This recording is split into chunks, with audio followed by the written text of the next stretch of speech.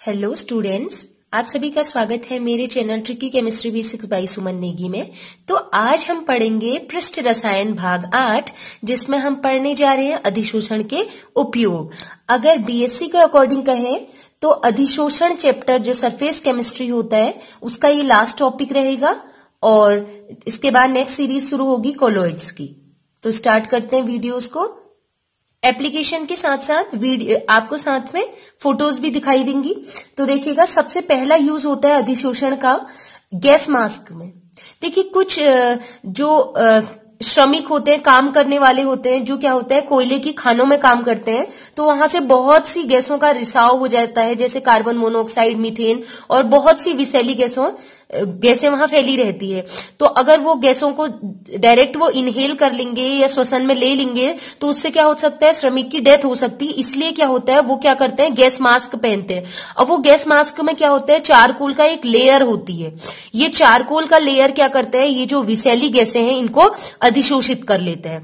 तो विषैली गैसों को अधिशोषित कर लेगा तो इससे क्या होगा, शुद्ध वायु तो क्या होगा, एयर वो क्या करेगा, इनहेल कर लेगा, श्वसन में ले लेगा, और जो विषैली गैसें होंगी वो क्या होंगी, जो उसमें सक्रिय चारकोल लगा हुआ है उस चारकोल में अटैच हो जाएंगी। तो इससे क्या होगा, श्रमिकों को नुकसान नहीं होगा। नेक्स्ट एप्लीकेशन है उत्कृष्ट गैसों के पृथक्करण में।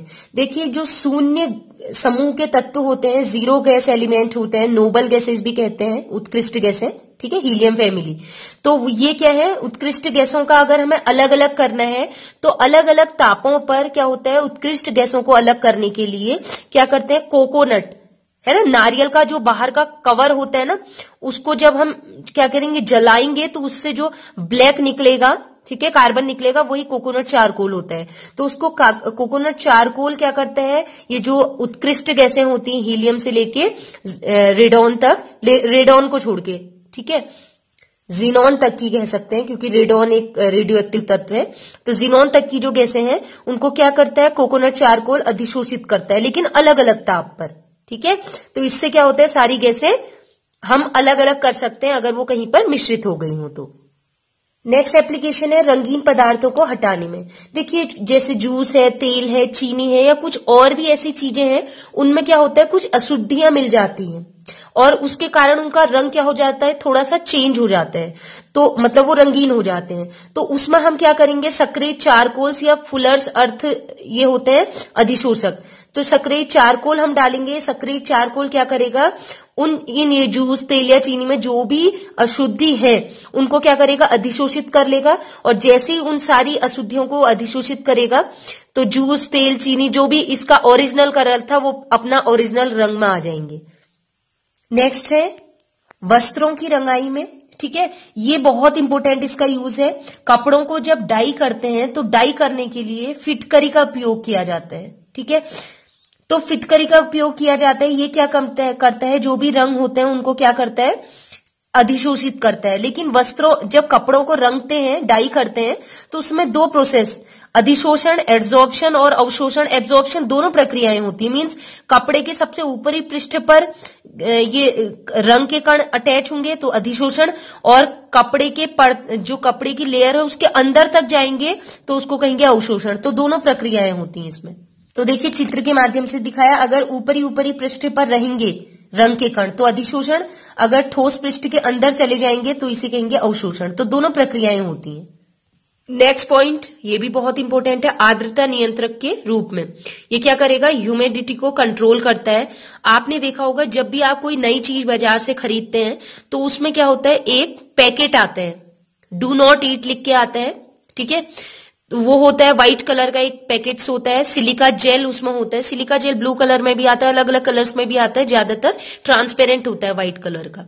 तो ये सिलिका जेल क्यों रखा जाता है उन उपकरणों में, उसका यूज है कि वो क्या करेगा, जो भी नमी होगी आसपास उसको क्या कर लेगा, अधिशोषित कर लेगा। क्या होगा, नमी के कारण कुछ बर्तन है, कोई भी चीजें, खाने की चीजें वो खराब हो जाती हैं, तो इसलिए उसमें रखा जाता है ताकि ये सिलिका जेल सारी की सारी नमी को अधिशोषित हो जाए, कर ले, और जो भी वो उपकरण है वो खराब होने से बच जाए।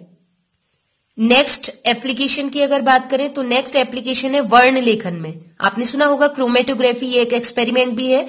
मैं जल्द ही वीडियोस इसके एक्सपेरिमेंट करते हुए भी बनाऊंगी। लॉकडाउन के कारण थोड़ी प्रॉब्लम हो रही है, ठीक है। तो क्रोमेटोग्राफी में भी क्या होता है, अलग अलग कलर्स को जब अलग करते हैं तो उसमें भी अधिशोषण की प्रक्रिया का ही यूज होता है। जो अधिशोषण क्रोमेटोग्राफी है, एड्सॉर्प्शन क्रोमेटोग्राफी कहते हैं इंग्लिश में, तो उसमें भी अधिशोषण प्रक्रिया का ही यूज होता है, जिससे क्या होता है, अधिशोषण के द्वारा अलग अलग पदार्थों को अलग अलग किया जाता है। नेक्स्ट पॉइंट है विषमांगी उत्प्रेरण में हेट्रोजीनियस कैटालिसिस। आपको पता है जब हम तेल का हाइड्रोजनीकरण करते हैं ना, इथाइलिन प्लस हाइड्रोजन, है ना, वनस्पति तेल का निर्माण करते हैं, तो और हेबर प्रक्रिया में अमोनिया का निर्माण करते हैं, संपर्क विधि है, ठीक है। ये और बहुत सी ऐसी अभिक्रियाएं हैं जिनमें क्या होता है, धातु उत्प्रेरकों का प्रयोग किया जाता है। ये धातु उत्प्रेरक क्या करते हैं, गैसों का अधिशोषण करते हैं। तो ये भी एक क्या है, विषमांगी उत्प्रेरण भी एक अधिशोषण पर ही आधारित प्रक्रिया है। जैसे निकिल क्या करता है, हाइड्रोजन गैस और इथाइलिन गैस को अधिशोषित करता है तेल के हाइड्रोजनीकरण में। नेक्स्ट पॉइंट है झाग प्लवन प्रक्रम में फेन ने फ्रॉथ फ्लोटेशन प्रोसेस एक होती है, जिसे हम मेटलर्जी चैप्टर में पढ़ते हैं। उसमें हम क्या करते हैं, फ्रॉथ फ्लोटेशन या झाग प्लवन विधि में सल्फाइड अयस्क को अलग करने का काम किया जाता है। इसमें क्या डाला जाता है, पाइन ऑयल या यूकेलिप्टस ऑयल। तो ये पाइन ऑयल या चीड़ का तेल जिसे हम कह रहे हैं, ये क्या करते हैं, जितनी भी अशुद्धियां होती हैं, ये चीड़ का तेल क्या होता है, ये जो सल्फाइड अयस्क है, ये सल्फाइड अयस्क किसका, अधिशोषक का काम करेगा। ये चीड़ के तेल को क्या करता है, अधिशोषित कर लेता है, इकट्ठा कर लेता है। तो सल्फाइड अयस्क अलग हो जाएगा और जो अशुद्धियां होती हैं वो अलग हो जाती हैं। नेक्स्ट पॉइंट है उच्च निर्वात उत्पन्न करने में। तो उच्च निर्वात का मतलब होता है किसी भी पात्र से वायु को पूरी तरह निकाल देना। तो अब आपको पूरी जो जितनी भी एयर है उसको निकालना है, तो उसके लिए क्या करते हैं, जो भी पात्र होगा उस पात्र के अंदर या तो चारकोल की लेयर लगा देंगे या फिर सिलिका जेल रख देंगे। तो सिलिका जेल क्या करेगा, जितनी भी वायु होगी, गैस होगी, उस गैस को अधिशोषित कर लेगा। तो इस प्रकार उच्च निर्वात भी उत्पन्न किया जाता है।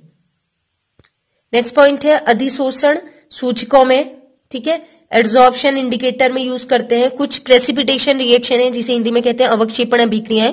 इनमें कुछ रंजक, रंग करने वाले इओसिन, फ्लोरेसिन, ये लिया जाता है। तो ये इओसिन और फ्लोरेसिन को क्या करता है, ये जो अवक्षेप होता है जैसे AgCl, AgI, है ना, ये अभिक्रिया है, AgCl बनता है प्रेसिपिटेट या AgI बनता है। ये क्या करते हैं, इन इओसिन और फ्लोरेसिन रंजक को अपने आप में अधिशोषित कर लेते हैं।